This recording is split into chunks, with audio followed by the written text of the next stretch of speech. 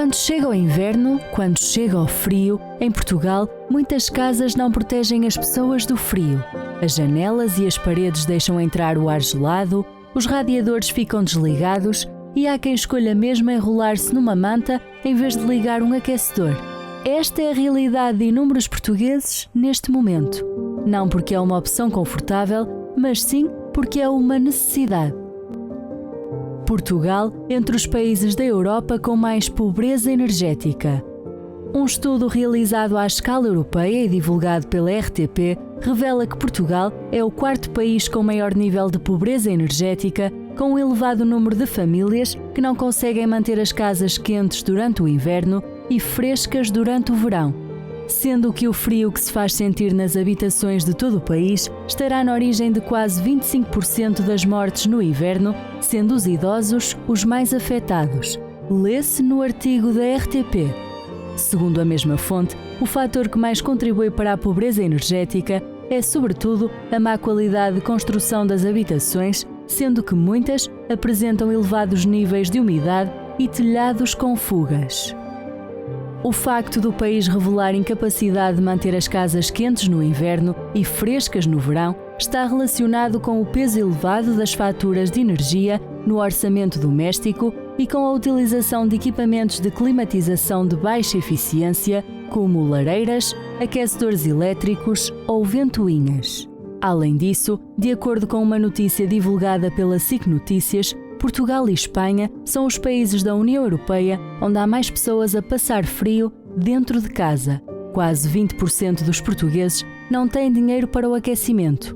Os dados do Instituto Nacional de Estatística mostram que em 2024, 16% dos portugueses não tinham dinheiro para manter a casa aquecida. Este problema afeta sobretudo os mais vulneráveis, cerca de 30% da população em risco de pobreza e 22% dos idosos enfrentam o inverno sem conforto térmico. Para muitos, a casa, que devia ser um refúgio, um lugar onde se pudessem sentir bem, acaba por ser um lugar de vulnerabilidade. Há quem evite ligar o aquecimento para não pesar nas contas, há quem feche as janelas e se conforme com mantas e casacos dentro de casa. Contudo, a consequência não é apenas o desconforto. A vivência prolongada em casas frias e úmidas está também associada a problemas de saúde e às dores nos ossos e nas articulações. Segundo o ortopedista Luís Teixeira, quando está frio, o corpo tenta conservar o calor, então os músculos acabam por se contrair involuntariamente, o que aumenta a rigidez e diminui a flexibilidade de várias articulações. E esta tensão crescente pode provocar dor, sobretudo em quem já tem problemas musculares e ligamentares. Também existem outras doenças que se podem agravar com o tempo frio, tais como doenças infecciosas, doenças respiratórias, artrite, doenças cardiovasculares, depressão e transtornos sazonais. E você, com a chegada do frio, como é que se tem sentido? Em debate público, vamos esclarecer todos os aspectos relacionados com o frio. Queremos saber a sua opinião, por isso ligue e participe.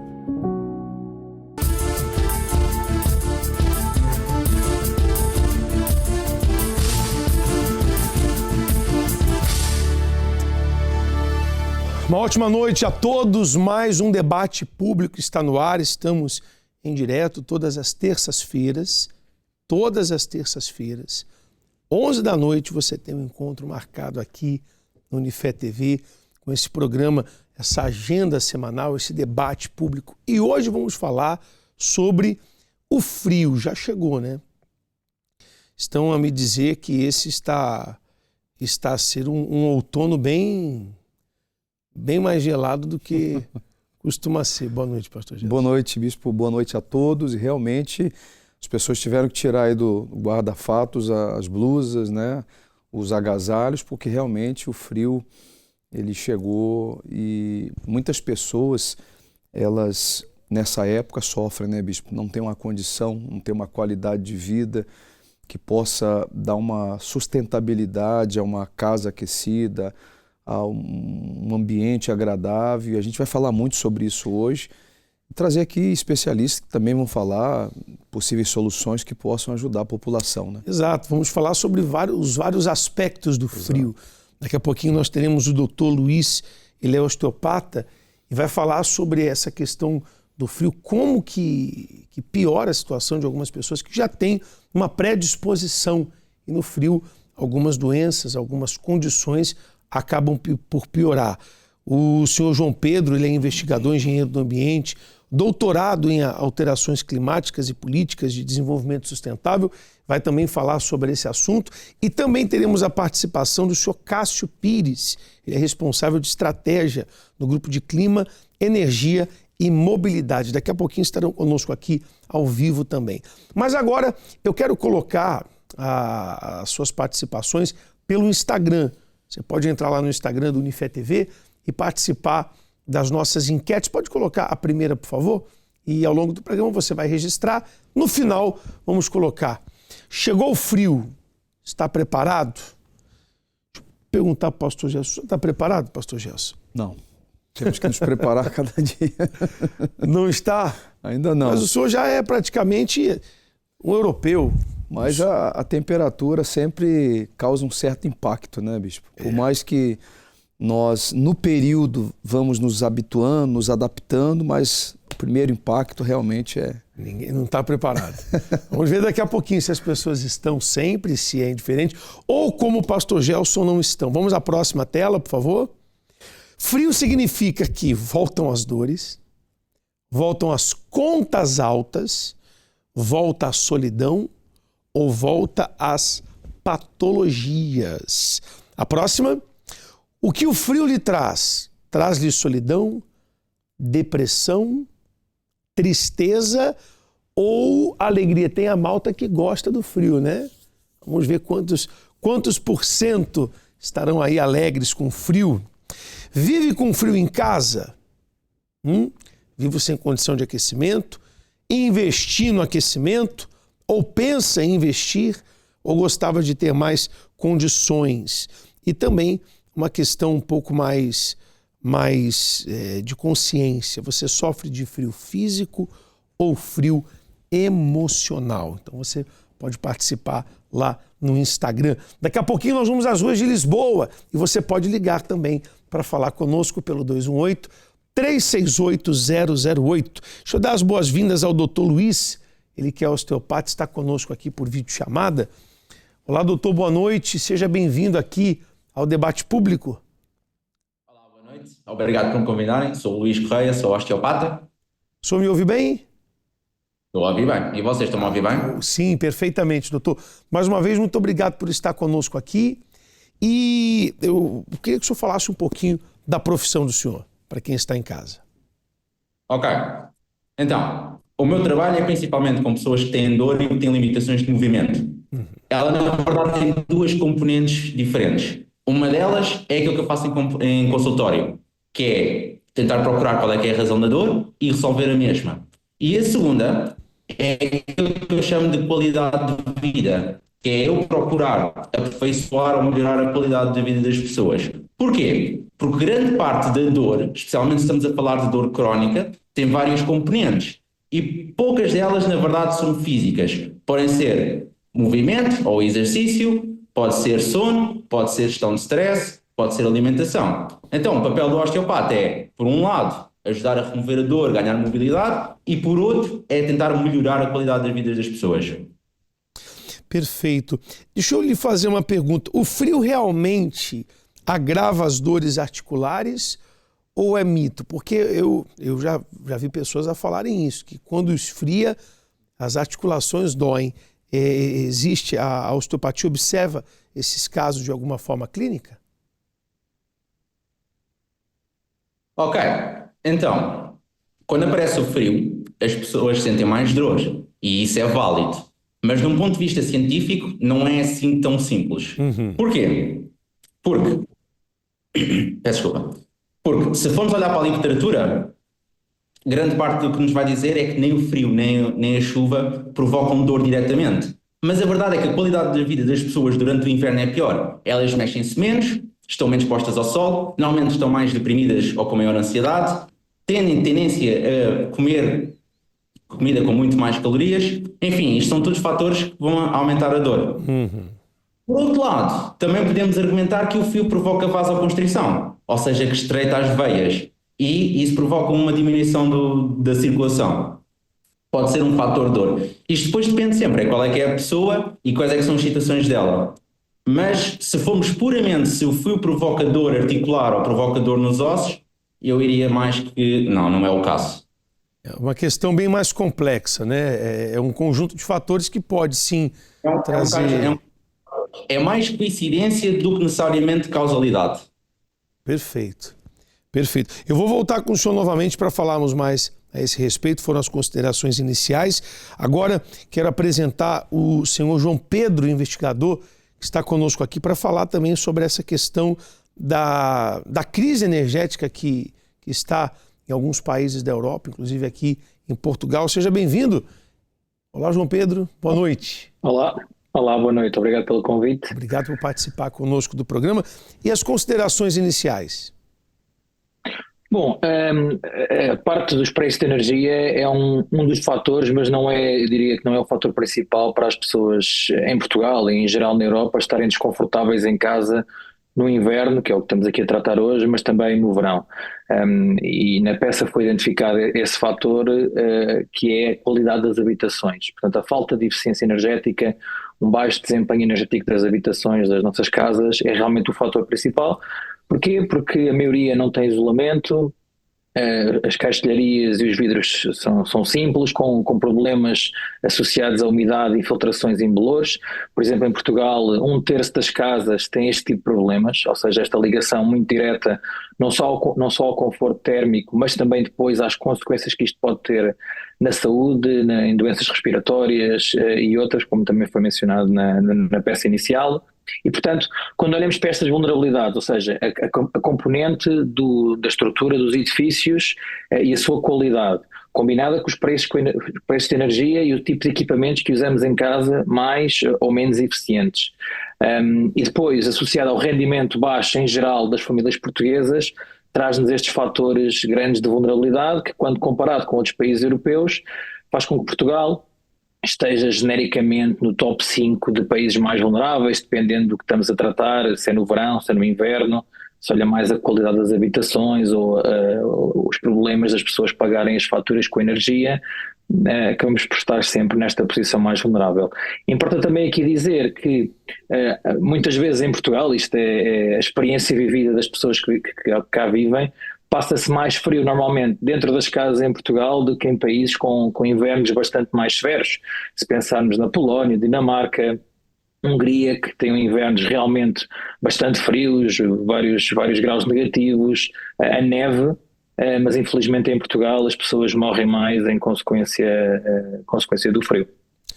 Pois é, por exemplo, nós temos aqui a informação de que o frio agora estará na origem de quase 25% das mortes no inverno. Olha só. Sim, um indicador que tipicamente se usa é esse excesso de mortalidade no inverno. Portanto, comparando com outros períodos do ano, o que é que no inverno acontece de forma adicional? Vimos muito estas contas feitas na altura da pandemia do Covid, não era? Quais é que eram as mortes adicionais devido à pandemia, e esta análise no inverno e também no verão é um indicador relevante da vulnerabilidade e dos desafios que temos, especialmente em Portugal, nestas duas épocas.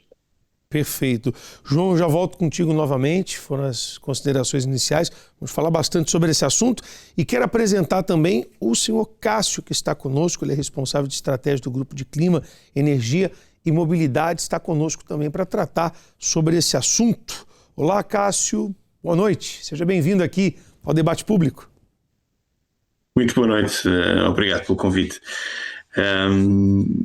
Bom, nós estamos aqui, de facto, a tratar das questões da pobreza energética no contexto de baixas temperaturas. Existem também este tipo de efeitos no verão e, portanto, como foi dito há pouco, a mortalidade excessiva, digamos, ocorre nos dois períodos, tanto no inverno como no verão, e isso é um dado absolutamente preocupante, que nos tem que motivar tanto a sociedade civil como as instituições que têm obrigações nesta matéria a agir de forma decisiva.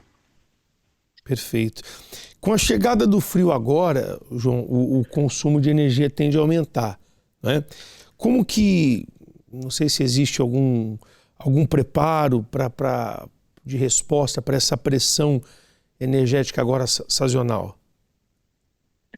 Bom, o que nós vemos, e Portugal tem tentado dinamizar vários apoios financeiros para as famílias, de origem europeia, claro, associada ao Programa de Recuperação e Resiliência. Portanto, vários financiamentos têm existido nos últimos anos para, digamos, capacitar as pessoas mais vulneráveis e o geral da população a olhar para as condições estruturais e fazer alterações nas suas casas. Portanto, apoios ligados a bombas de calor, ar-condicionado, a alteração para janelas mais eficientes, integração de isolamento nas casas, também de energias renováveis como o solar fotovoltaico. Agora, o problema é que, olhando para esses programas nacionais e alguns locais, as pessoas acabam por não priorizar a componente passiva das habitações, ou seja, apostar no isolamento. E isso é que realmente fazia uma transformação de longo prazo. Percebe-se porque é mais complexo, é preciso mais algum conhecimento técnico para perceber qual é que seria o melhor isolamento na sua habitação, ou as janelas mais adequadas, e portanto acabam por priorizar muito o que são a aquisição de equipamentos, que no médio e longo prazo acabam por ser ter um custo mais elevado, porque não estamos a prevenir o consumo e a melhorar o conforto térmico diretamente, estamos sim a promover o potencial aumento do consumo de energia. E portanto, quando olhamos nesta perspectiva, e vemos que também, por exemplo, um aquecedor elétrico, muitas vezes usado nas habitações portuguesas, um aquecedor a óleo ou um ventilador de cerca de 3.000 watts, por hora pode estar a gastar 50 cêntimos por hora.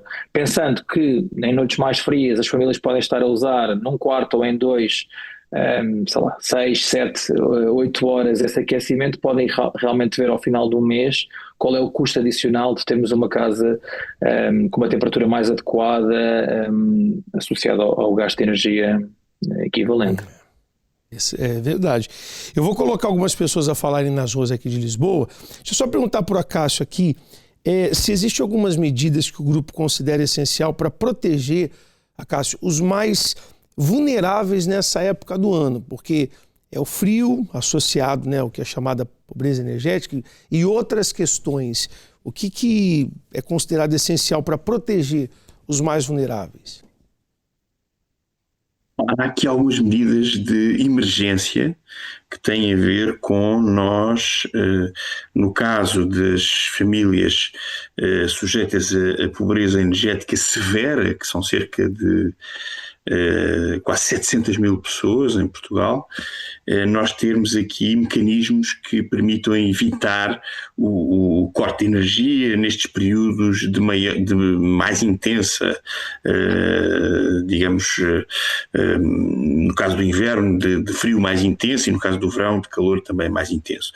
Temos mecanismos adequados para lidar com estas situações emergenciais, mas de facto a longo prazo, como dizia há pouco o João Pedro Gouveia, é necessário um investimento robusto no isolamento dos edifícios, sobretudo naqueles que têm maiores debilidades estruturais, e isso implica um investimento muitas vezes superior àquilo que os programas atualmente previstos, nomeadamente o Plano Social para o Clima, por exemplo, ou o PRR, têm neste momento orçamentado. Julga-se que provavelmente cerca de 20 mil milhões de euros seria, digamos, os valores para podermos ter aqui alguma capacidade de poder ter um isolamento nas situações mais graves que temos, digamos, em Portugal.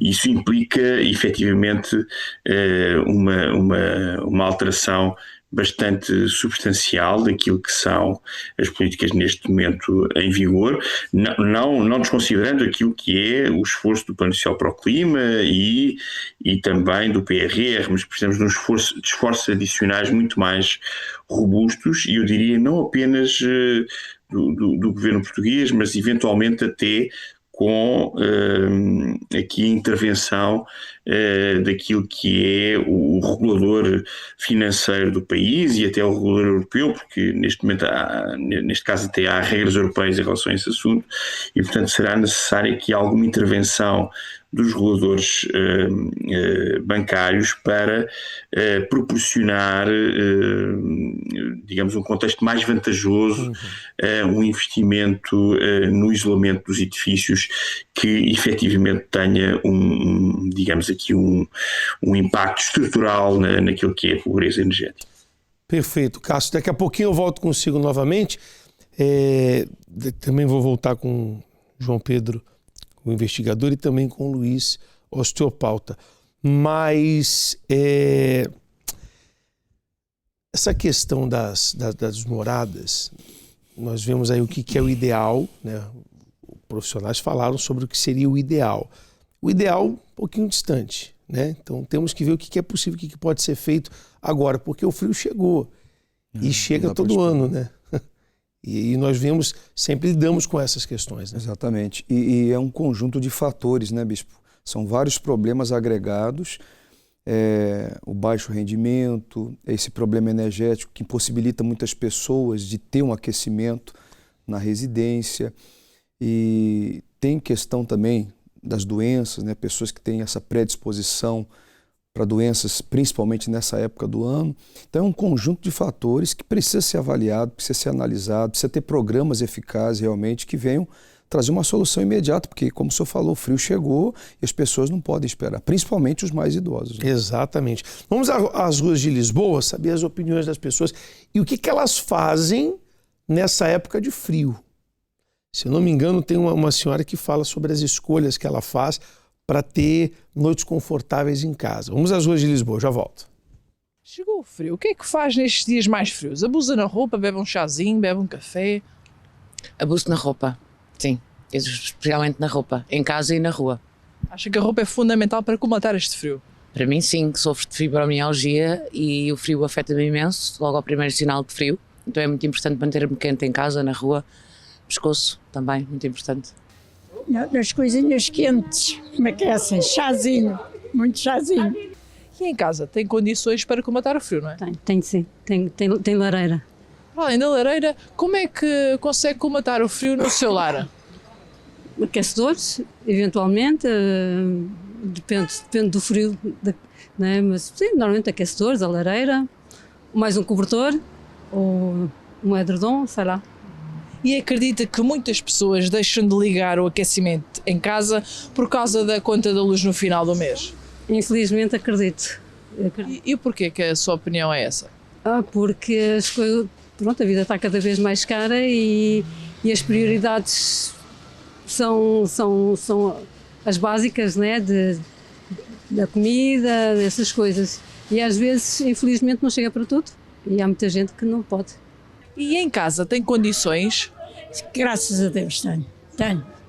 Acredita que muitas pessoas deixam de ligar o aquecimento nos seus lares por causa da conta da luz? Não, eu prefiro não tomar um café ou não comer um bolo e estar confortável em casa quentinha.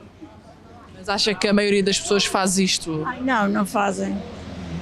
Geralmente, gastam em tabaco e guloseimas e isso e chegam a casa e não têm conforto nenhum. Eu, graças a Deus, tenho conforto. Neste frio, quem é que sofre mais? Acha que é os idosos, são jovens? Quem é que sofre mais? Os idosos, sem dúvida. Sim. Porquê? Eles sentem mais o frio nas articulações, estão mais fracos também, não é? O corpo deles também enfraqueceu bastante, a nível de músculos e articulações, sem dúvida.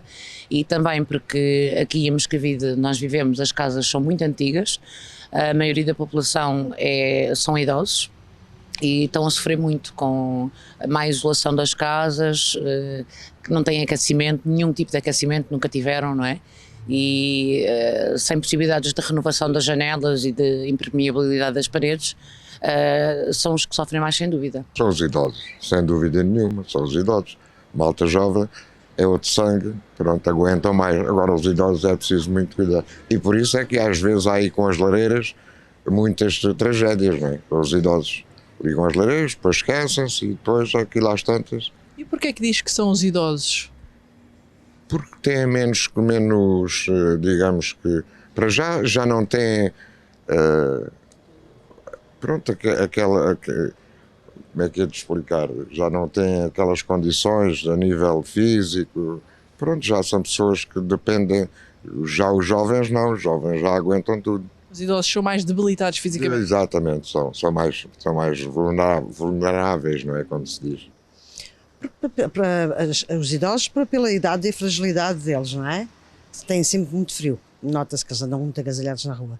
As crianças é porque é o período das doenças, dos ouvidos, dos otites, os dentinhos, tudo isso ajuda a que as crianças não fiquem bem, tendo mais frio, tendo mais irritabilidade, nos hospitais, dias inteiros, como é agora, dias inteiros no Hospital da Estefânia, por aí fora.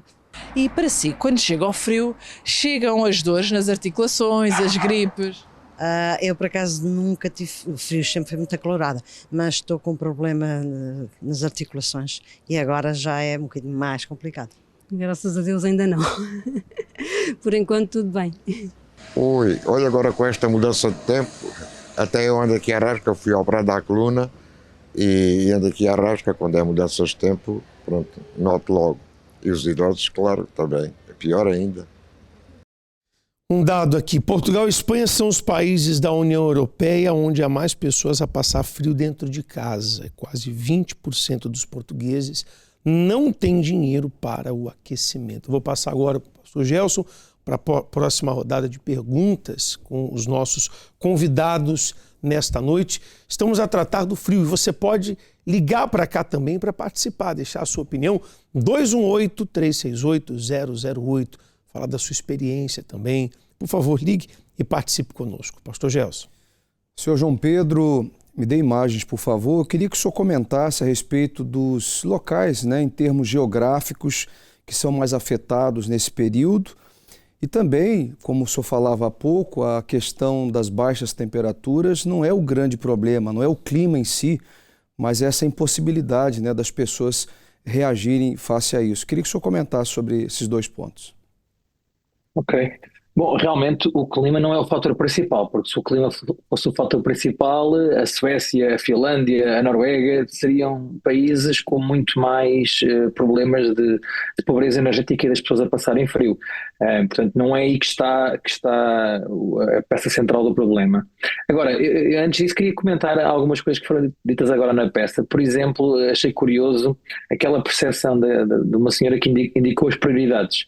Eu acho que isso é interessante também, porque é uma pessoa que prefere estar com a casa em temperaturas adequadas do que se calhar ir ao cinema, jantar fora ou outro tipo de compras, não é? Portanto, isto também é interessante. Muitas vezes, essa não é o fator principal também e uma forma como as pessoas em geral conseguem resolver o problema. Porquê? Porque muitas das famílias mais vulneráveis nem conseguem fazer estas opções. Estão num nível muito mais dependente e muito mais sério da situação, porque o que é que também podemos ver? Cerca de 2 a 3 milhões de portugueses podem estar em algumas dimensões de pobreza energética, mais no verão, mais no inverno, associada à fatura. No entanto, se calhar 90% das pessoas que vivem em Portugal são desconfortáveis, que é um bocadinho diferente daquele nível mais severo de vulnerabilidade. Isto era aqui um ponto. Depois, ainda em relação à questão anterior sobre o que é que existe ou o que é que podemos fazer, há aqui 2 pontos importantes.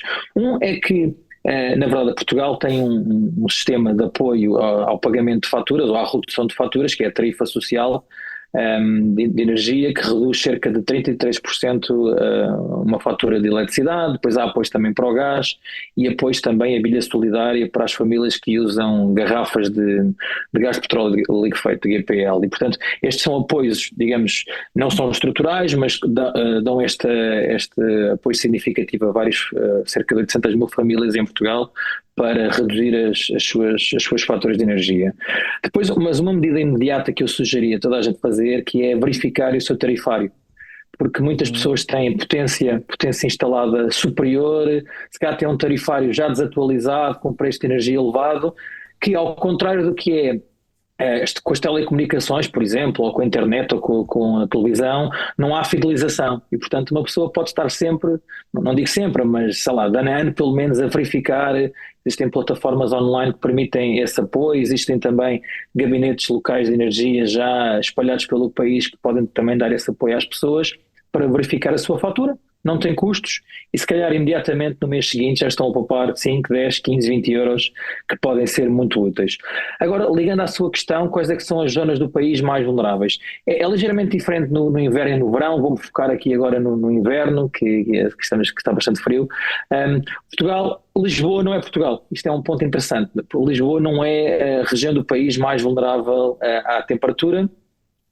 Estamos a falar mais do interior norte, ali a região de Trás-os-Montes, da Covilhã, zonas montanhosas, mais zonas rurais, que com a combinação de socioeconomia, portanto de presença mais de idosos, como foi também mencionado por algumas pessoas que foram entrevistadas, combinada com estruturas das casas, com o tipo de equipamentos, portanto muito uso de lenha, que também traz problemas no inverno, muitas notícias que surgem sempre de pessoas que morrem, infelizmente morrem pelo monóxido de carbono, pelo fumo, ou pelas partículas, ou então mesmo queimadas devido a algum problema na lareira. E, portanto, são zonas em Portugal continental bastante vulneráveis, havendo sempre situações também nas ilhas, no arquipélago da Madeira e dos Açores, quando olhamos para este problema a nível das regiões.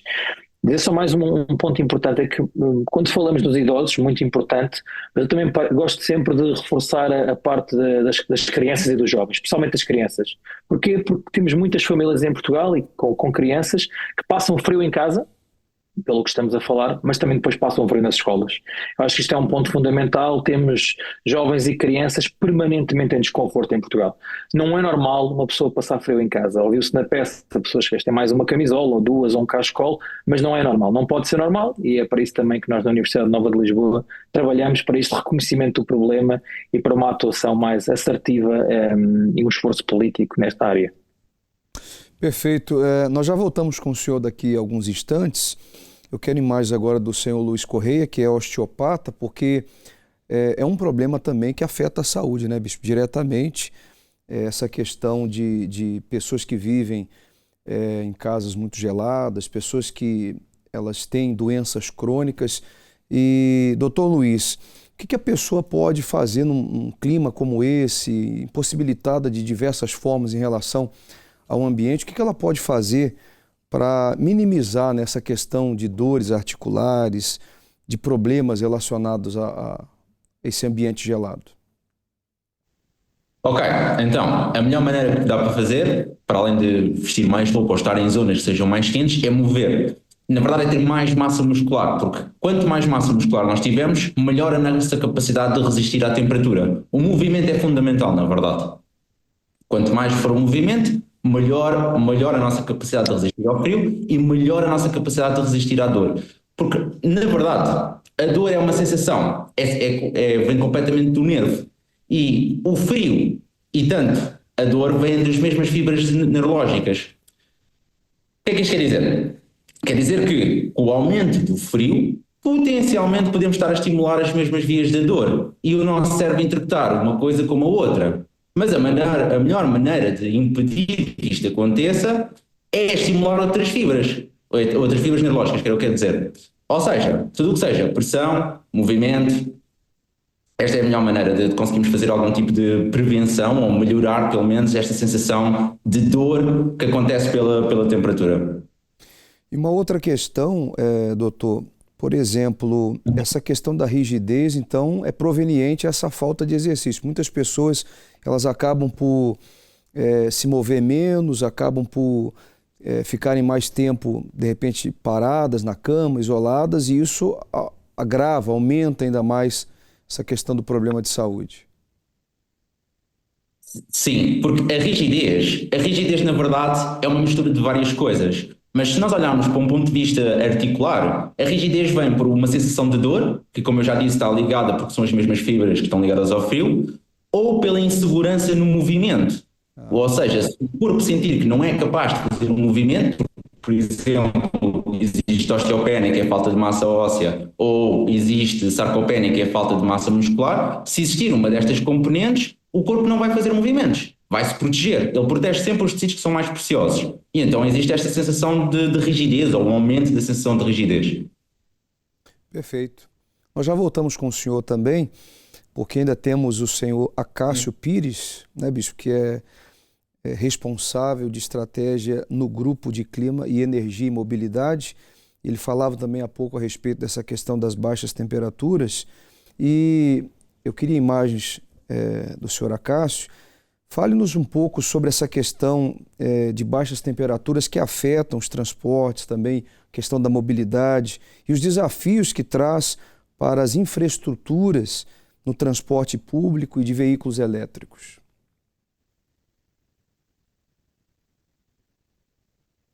O senhor nos ouve? Estamos sem áudio.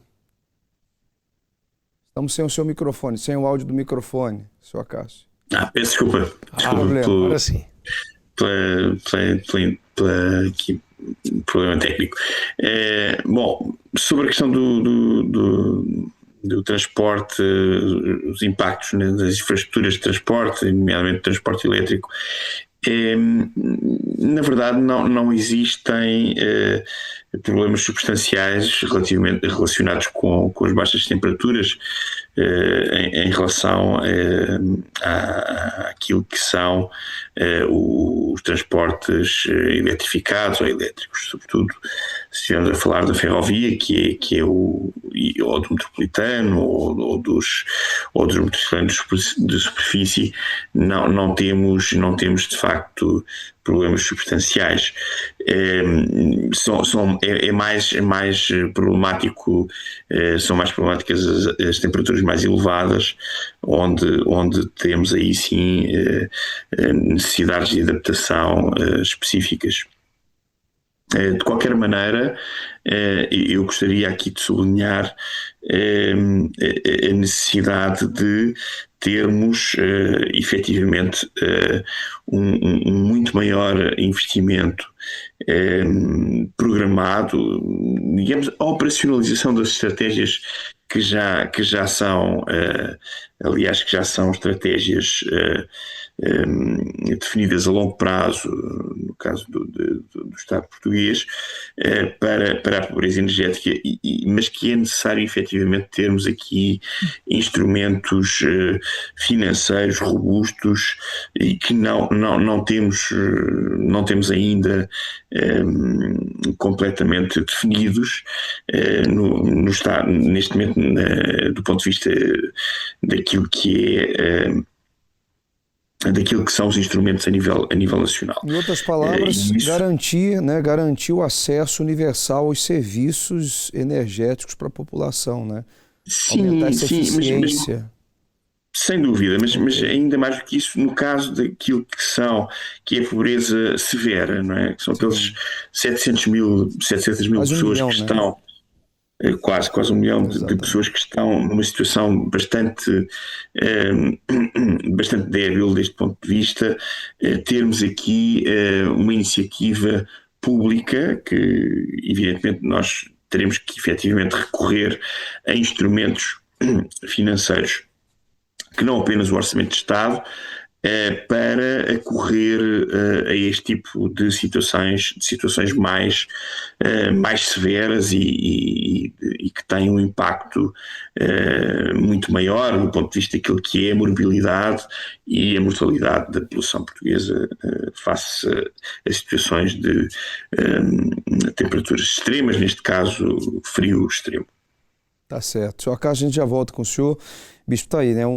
É um ponto de vista que realmente deve ser avaliado, porque trata-se de vidas, né? Vidas humanas, não é? Nós não estamos a falar de um objeto, estamos a falar de vidas que nesse período são afetadas, e essas mortes extremas que acontecem nesse período realmente deve ser um fator preocupante para as autoridades. E inclusive a matéria secundária, a próxima peça que vamos colocar, fala sobre isso também, o frio físico e o frio emocional, porque isso existe também.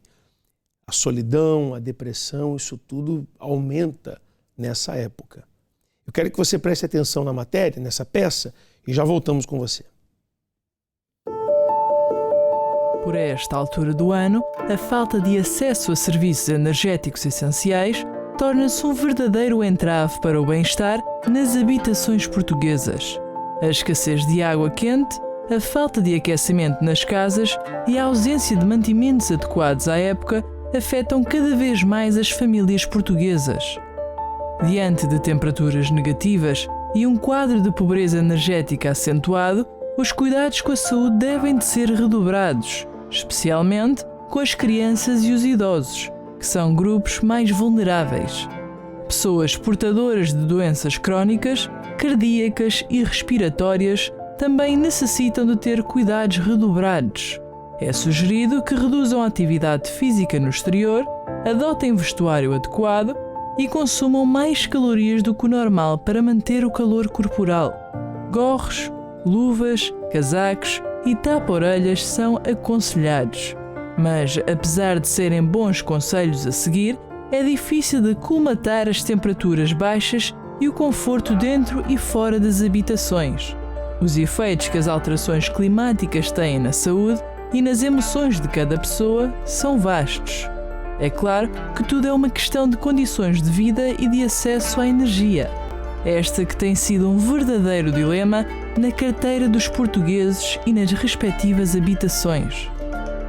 Nesta altura de frio, tendo em conta que são os idosos que mais sofrem, são igualmente os que menos têm rendimentos para dar resposta às temperaturas.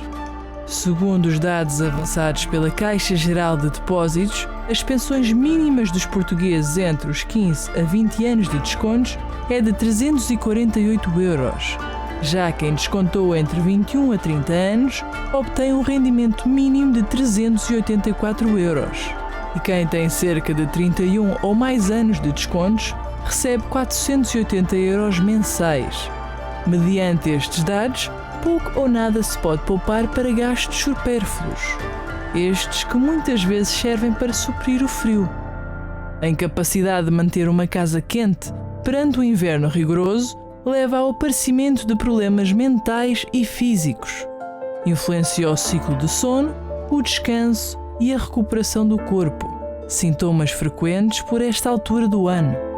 E com a chegada do inverno, também chega a mudança emocional, a falta de ânimo, depressão, ansiedade e a melancolia. O frio impacta a sociedade e o bem-estar da mente e do corpo. Por mais que seja por uma temporada, traz consigo consequências irreversíveis para quem deste sofre. Segundo o site europeu de Vigilância da Mortalidade, publicado no Jornal Expresso, em janeiro de 2024, o frio esteve na origem de um aumento significativo da mortalidade nos idosos. Em apenas 4 semanas, mais de 2.830 pessoas morreram. Portugal foi o país que registrou níveis de óbitos numa altura em que a gripe e a circulação de outros vírus respiratórios são um cenário comum. Temperaturas como esta impactam a vida dos portugueses e o seu bem-estar. E por mais que seja apenas por uma temporada, as consequências que advêm das baixas temperaturas impactam a rotina, a mente e o corpo de quem pouco ou nada tem para suprir as despesas mensais e o aquecimento do lar. Essa questão do frio, né, é bastante complexa por vários fatores. E há pessoas que, no afã de alguns casos isolados, mas acontece, nessa questão de tentar se aquecer, acabam por... O senhor estava me contar agora, né? Sim. De uma família inteira que faleceu. Questão de um ano atrás, né? Foi notícia em todo o país, justamente por essa questão de aquecedores que prejudicam a saúde, né? Nós temos aí esses aquecedores que produzem monóxido de carbono.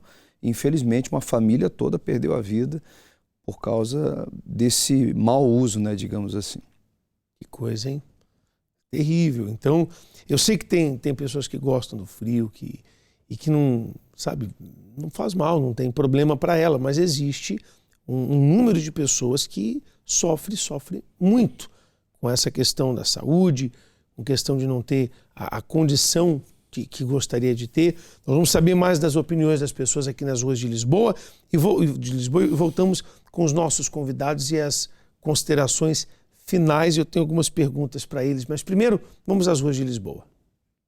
Chegou o frio. O que é que faz nestes dias mais frios? Bebe um cafezinho, abusa nas roupas, o que é que faz? Olha, café não gosto, por isso roupa, quilos de roupa, claramente. Roupa por camadas, como a cebola. Bebo um chazinho, bebo um chocolate quente, abuso na roupa, só não tenho luvas porque não dá jeito para conduzir. E em casa tem condições para combater este frio? Não tenho, não é ar-condicionado no caso, mas não tenho aquecimento. Naturalmente é sempre aquelas bexiguinhas de água e mantinhas por cima, camada de mantinhas e está feito. Tenho um AC, graças a Deus, também temos a lareirinha e temos usado essas duas coisinhas. Neste frio, quem é que sofre mais? São os idosos? Eu acho que sim, mais os idosos, porque as crianças até levam na boa, mas os idosos sim, sofrem um bocadinho. E ao que é que se deve este sofrimento por parte dos idosos com o frio?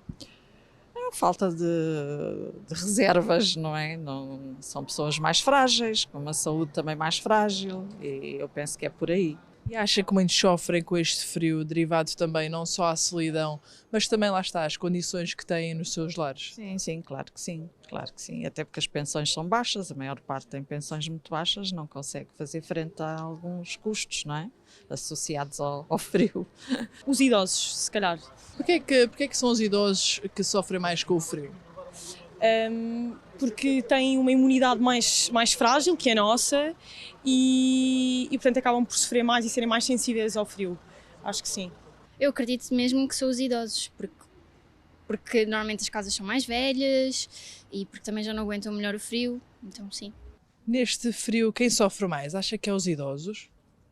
Sim, afeta-lhes muito os ossos. Eu tenho casa das minhas avós, afeta-lhes um pouco, mas a toda a gente. E porquê é que acha que é os idosos? Muitos deles não têm condições em casa, muitos também estão nos lares que também não têm condições e é isso, a condição deles física já lhes impede de conseguir suportar estas condições, por isso... Acredita que muitas pessoas deixam de ligar o aquecimento em casa por causa da conta da luz? É provável, infelizmente.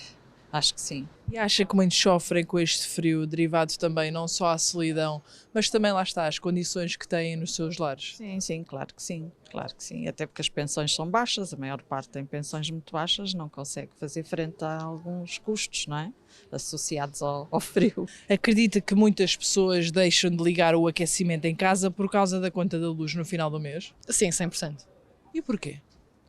Mesmo, é assim, dado o estado económico no geral, a maior parte das pessoas não tem possibilidade. E há muitas casas em Lisboa, principalmente as casas antigas, que não têm sequer isolamento. E essas pessoas já pagam um pouco, porque a maior parte são pessoas idosas que não têm sequer rendimentos, às vezes para sustentar a si, medicamentos, etc., alimentação, mais esse acréscimo na altura do inverno das contas no gás ou na luz, não é possível colmatar. Sim, completamente, porque a verdade é que de inverno eu pago sempre o dobro do que pago de verão. Por isso acredito que muita gente não tem possibilidades para o fazer, sim. Para si, quando chega ao frio, chegam as dores nas articulações, as gripes? Sim, dão-me dores nos joelhos, principalmente. Já sente muito os efeitos das temperaturas baixas em Portugal? Sim, já sinto um bocadinho. Não, porque eu acho que tenho uma imunidade boa, então por acaso não sofro muito com isso. Acha que é mais às pessoas mais idosas? Às pessoas mais idosas, claramente que sim. Sim, mais gripes, mais constipada. E principalmente também para os mais idosos, não é? Estes problemas chegam mais cedo. Eu trabalho numa loja de aparelhos auditivos e então eu noto que queixam-se muito menos à loja porque não conseguem andar por causa do frio, ok? Por isso sim, eles sofrem muito mais com as dores. Vamos agora ver como que ficou a nossa enquete lá nas redes sociais. Vimos aí as ruas de Lisboa, agora vamos ver na internet as opiniões. Por favor. Chegou o frio, está preparado. Sempre, 64%. Me é indiferente. Ninguém. E não, a malta aí do pastor Gelson, 36% não estão preparados. Então, pelo menos dos nossos internautas, a maioria estão aí, eles estão preparados para o frio que chegou mais cedo esse ano, né? Mais cedo. Vamos à próxima tela, deixa eu ver. Frio significa que voltam as dores, 30%. Olha, a grande maioria, hein? Voltam as contas altas, 60%. Essa questão é bem pertinente, hein? Volta a solidão, ninguém, e as patologias, apenas 10%. O frio traz solidão, 11%, depressão, ninguém, tristeza, 33% e alegria, olha só, hein? Deixa eu ver aqui, quem gosta do frio? Gosta, Santos? Do frio? Gosta? Gosta também? Do frio? Aí na Regi, por favor, quantos que gostam do frio e quantos que não gostam? Só para registrar aqui. Aqui todo mundo gosta. Todo mundo gosta. Gosta também, pastor? Gosto. Não estou preparado, mas eu gosto. Gente, só eu que não gosto. Minha esposa gosta. É. Demais, demasiado. Okay, então... É melhor para tudo, né? Para dormir, o calor excessivo. Para se vestir, fica todo mundo mais elegante. O Santos ali tá bom. Então a maioria tá aí junto. Sopinha quente cai bem, né? Eu tô nos 33% ali. Tem que ter um do contra aqui, né? Vamos à próxima. Vivo com frio em casa. Vivo sem condições de aquecimento, 9%. Olha só, 55% investiu no aquecimento. 9% pensa em investir e 27% gostaria de ter mais condições para investir. Temos mais alguma tela? Sofre do frio físico, 80%, e 20% do frio emocional. Deixa eu falar com a Cássio Pires agora para suas recomendações ou suas considerações finais. Mas antes, Cássio, deixa eu fazer uma perguntinha. Pode dormir com o aquecedor ligado ou não é recomendado? Qual a recomendação? Bom, depende do aquecedor. Se for uma lareira ou um aquecedor a gás, não é nada recomendado.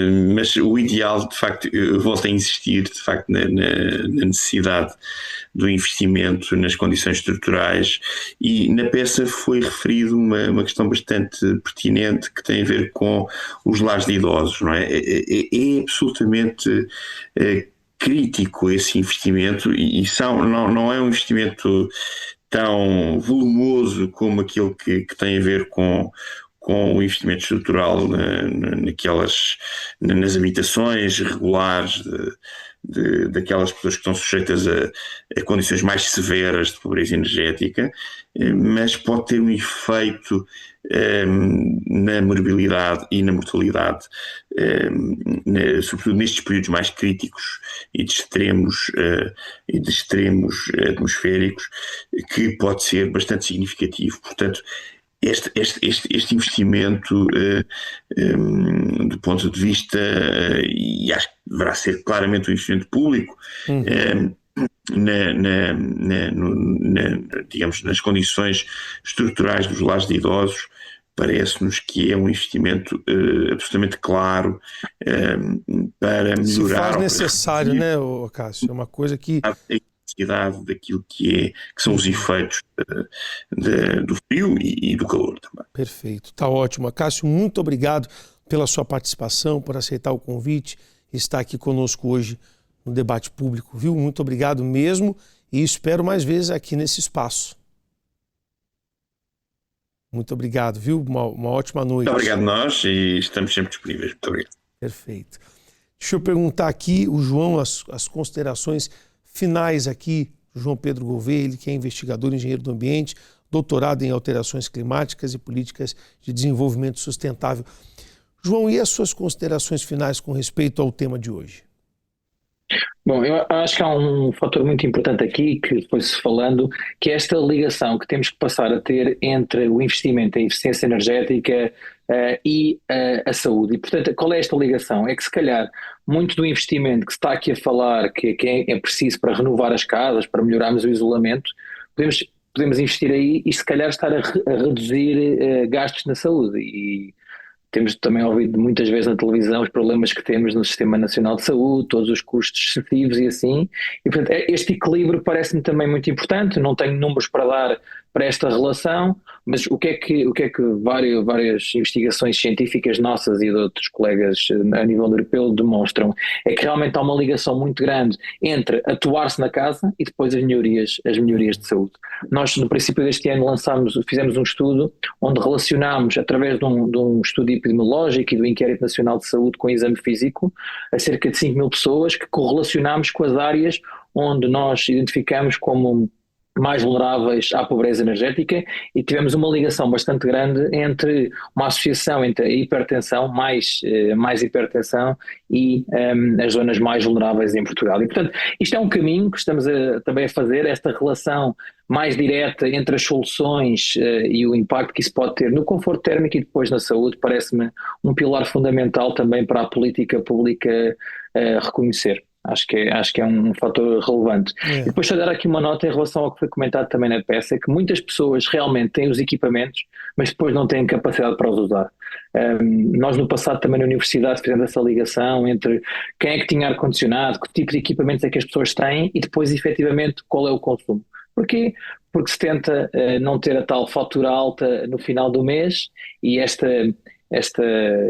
encontrar alternativas, mais uma camisola, mais uma manta, umas meias, uma botija de água quente, realmente são a solução mais prática no curto prazo, se calhar mais barata, mas que é preciso vermos então como é que podemos fazer esta transformação efetiva a nível da sociedade e dos edifícios em Portugal. Excelente, João, excelente. Eu gostei muito do que você falou agora sobre essa questão de tratar um problema e acaba por resolve esse problema que foi atacado, mas também começa a resolver outro problema, a consequência, né?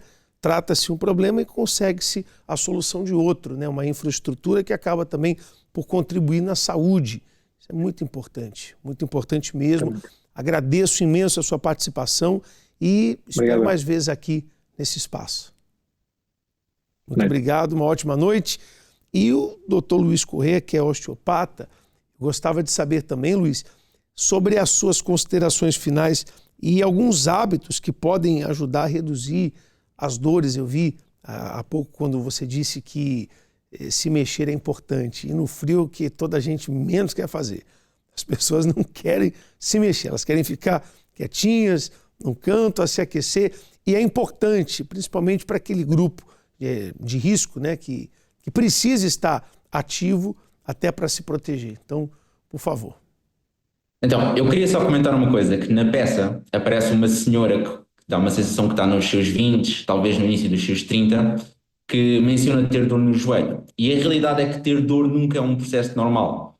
Óbvio, a dor é um fenómeno inevitável, eventualmente todas as pessoas vão passar por dor, mas ter dor, especialmente dor crónica, nunca é suposto isso acontecer. É suposto ser algo que nós trabalhamos diretamente contra. Agora, em termos de hábitos específicos para esta altura do inverno, o mais importante é mesmo o movimento.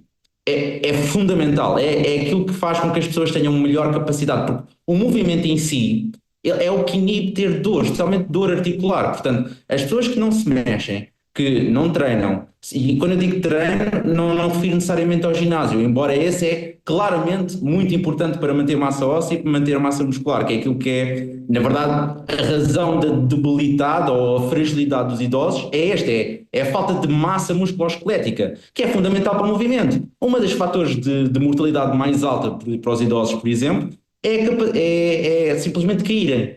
É terem fraturas e não se conseguirem mobilizar, e não conseguirem entrar em contacto com ninguém. E isto pode ser diretamente atacado com mais movimento, mais educação do movimento.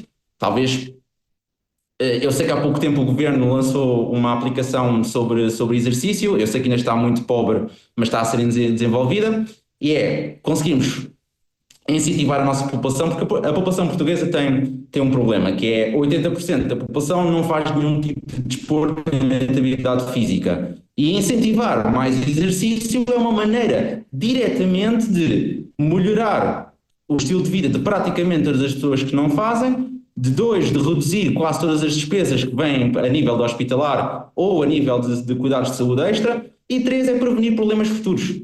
Portanto, é mais movimento, de uma forma que seja adequada às pessoas, com a intensidade suficiente para ter benefícios e que seja prazeroso para se poder fazer a longo prazo, porque exercício que seja feito durante uma semana, pouco ou nada interessa, tem de ser algo que é feito durante meses ou anos. e depois é continuarmos a construir sobre estes pontos. Esta é a melhor maneira de ter uma melhor saúde, especialmente para tudo o que seja problemas musculoesqueléticos, mais movimento, mais exercício, mais tecido, mais capacidade. Perfeito, perfeito, Luiz. E olha, eu fiquei agora sim um pouco assustado quando você disse 80% não fazem pouco ou não fazem, né? Certo, Exercício. E temos noção que entre 30% a 40% da população tem excesso de peso, são fatores de risco, na verdade. O senhor faz exercício, pastor Gelson? Não, bispo. O pastor Gelson está entre os 80% aí, ó. Já fiz muito agora. Precisa. É verdade, que quem se mexe está vivo, né? Quem está se mexendo está vivo. É verdade que nós conseguimos ver resultados em que, por exemplo, existe um estudo recente de 2023 que mostra que 7 minutos de exercício físico intenso é suficiente para ver melhorias. Portanto, também não estamos a pedir 2 horas de ginásio ou 2 horas de exercício físico diárias. Simplesmente pequenos momentos, 10 a 20 minutos, é suficiente para vermos melhorias significativas. Nós vamos fazer um tema futuro, doutor, sobre essa questão de exercício, sedentarismo. Vou convidá-lo novamente para participar. E vou lhe aguardar. Eu agradeço, mandem mensagem. Perfeito, ok. Luiz, muito obrigado, viu, pela sua participação. Uma ótima noite e em breve nos vemos aqui novamente no Debate Público. Boa noite. Olha, o programa hoje foi bem diversificado, bem né? diversificado. Muitas instruções. E eu queria ressaltar aqui 2 pontos importantes, porque esse período de frio é sinônimo de hospitais superlotados, pessoas com problemas respiratórios, problemas de ossos, gripes, enfim. E essa prevenção é muito importante, né, bispo? Porque todos nós sabemos que essas épocas chegam. São épocas sazonais, época do frio, época do calor, e a prevenção, as prioridades são muito importantes para evitar até que se encontre um programa realmente efetivo, eficaz, que funcione para toda a população. Por isso, chegou o frio, então já sabíamos que o frio ia chegar. Tudo bem que ele chegou um bocado mais cedo, pelo menos foi o que me disseram, que o outono não é tão frio assim. Demora-se um pouquinho mais. Não é? Então, vamos nos cuidar, cuide de quem está próximo de você. Se você tem um avô, uma avó, um pai, uma mãe que tem mais idade, esteja presente, sugira que ele faça um exercício, que ele se mova. Vamos nos aquecer também, não apenas nessa questão física, mas na questão da consciência também. Tá bem? O programa Debate Público de hoje vai chegando ao fim e você pode comentar a sugestão para o próximo tema. Se você quiser sugerir um tema próximo aqui, você pode fazê-lo também através do nosso e-mail. O nosso e-mail está aí, jornalismo@unifetv.pt. Tá bem? Terça-feira que vem, a partir das 11 horas da noite, estaremos mais uma vez ao vivo. O senhor vai estar comigo? Com certeza. Prazer. Eu espero também a sua participação. Uma ótima noite a todos. Que Deus abençoe o seu lar e até a próxima.